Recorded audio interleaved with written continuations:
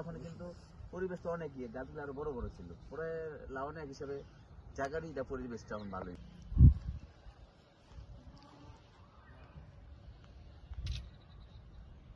যুবদলের থানার সময় রওনা করে না,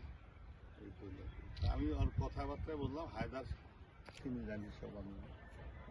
আমি তোমার প্র্যাকটিক্যাল জানি না, কারণ আমি জোর আমার যুক্ত করলাম আমি আপনি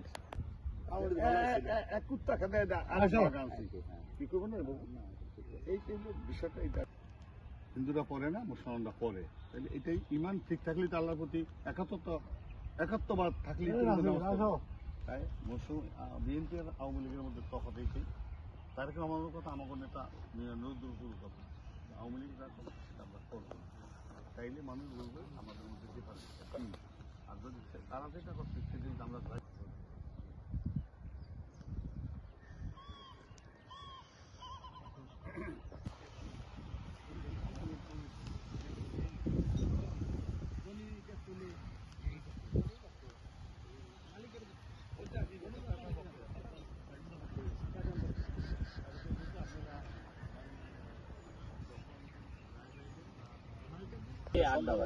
বড় বড় গাছ ছিল না,